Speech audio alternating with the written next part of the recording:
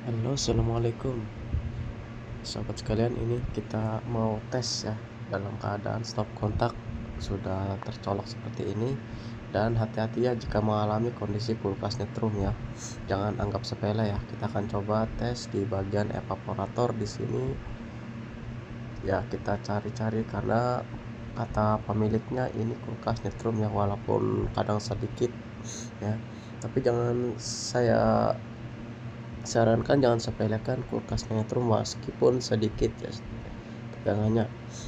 Nah, kita cek di kompresornya, dia sudah ground body ya. Nah, dia nyetrum di bagian bodinya. Oh, artinya ini mengalami ground body, istilahnya mesinnya dalam keadaan nyetrum ya, kompresornya bukan dari kelistrikannya. Nah, kita cari cek bagian yang ada kelupasan, biasanya itu yang lebih gede sengetannya ya ketimbang yang tertutup oleh cat ya. Apalagi di bagian evaporator yang mengandung air seperti ini, bisa dilihat tegangannya cukup tinggi ya. Ini bisa berbahaya jika anak kecil secara tidak sengaja mengambil isi dalam kulkas ini ya, yang tidak mempunyai kendali penuh ya. Kita cek di bagian bodinya, dia sedikit ya, kadang ada kadang tidak, tapi kalau yang terkelupas ada kemungkinan sangat tinggi ya tegangannya. Di sini kita tes di bagian kompresor juga kadang-kadang ya. Ya, yang jelas kulkas ini kata pemiliknya nyetrum ya, meskipun kecil ya, tetapi kalau ada kandungan air ya seperti yang tadi di dalam, itu sangat berbahaya ya bagi anak-anak maupun orang dewasa. Dan jangan dianggap sepele, meskipun kita nanti akan melakukan coba pentacapan paku ya melalui kabel ground di tembok.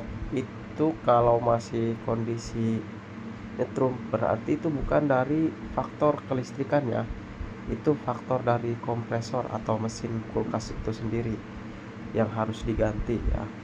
Jangan mau dibodoh-bodohin para tukang servis ya untuk menancapkan luka paku. Alangkah lebih baiknya kita cek di bagian kompresor dan kelistrikannya ya.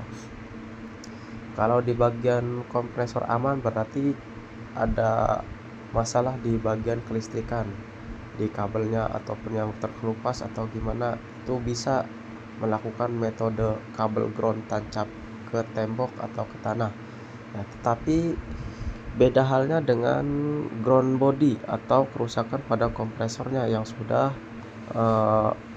konslet ya. Dia walaupun tancapkan paku ke dinding ataupun ke tanah, dia akan tetap menyetrum atau mengalirkan aliran listrik. Itu sangat bahaya, dan salah satunya solusinya itu ganti mesin. Nah, seperti ini ya, kita juga tes kalau keadaan kita ada basah, dia nyetrum ya. Dan ini jangan dianggap sepele ya, meskipun kulkasnya tetap dingin ya dan bisa bikin es batu, tetapi itu sangat tidak dianjurkan. Kita harus ambil tindakan dengan mengganti kompresornya ya. Nanti kita akan coba tes ya dengan menggunakan kabel ground dari kulkas ini, dan sini kita akan cek semuanya ya. Oke, baik, kita akan coba lakukan penambahan kabel ground body ya, untuk kita tancapkan ke tanah ya atau ke dinding. Kalau ini sudah kita lakukan penancapan ya ke dinding atau ke tanah, dan setelah kita coba nanti masih dalam keadaan nyetrum, itu berarti bukan dari kelistrikannya ya. Dan kita sudah coba bolak-balik stop kontaknya tetap nyetrum, kemudian sudah kita tancapkan, kemudian sudah kita cek semua kabel, keseluruhan kabelnya ada yang terkelupas atau tidak, dan posisinya masih menyetrum. Itu sudah dipastikan kerusakan mesin ya, yang sudah ground body.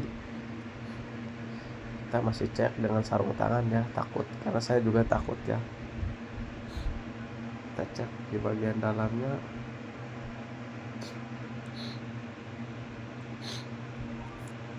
Nah, di sini dia masih menyetrum ya. Intinya dia masih dalam keadaan mengeluarkan arus listrik. Ini posisi sudah tertancap paku melalui kabel ground ya. Dan ini sangat bahaya ya. Dan ini wajib kita ganti kompresornya. Karena sebelumnya sudah kita bolak-balik stop kontaknya, sudah cek di bagian kabel-kabelnya apakah ada yang terkelupas atau tidak. Sudah kita lakukan tancap paku di dinding atau di tembok, namun masalahnya masih sama ya, masih dalam keadaan menyetrum. Itu berarti kesimpulannya kulkas ini bermasalah bukan di kelistrikan, namun di kompresornya ini yang sudah mengalami ground body ya, sehingga nyetrum di semua sisinya. Nah, solusinya ya harus diganti kompresor atau mesin kulkasnya ya. Jangan mau ini cuma sedikit, jangan ya, itu sangat berbahaya jika terjadi pada anak kecil yang tidak tahu apa-apa. Baik, sampai di sini saja, semoga video ini bermanfaat. Saya akhiri, wassalamualaikum warahmatullahi wabarakatuh.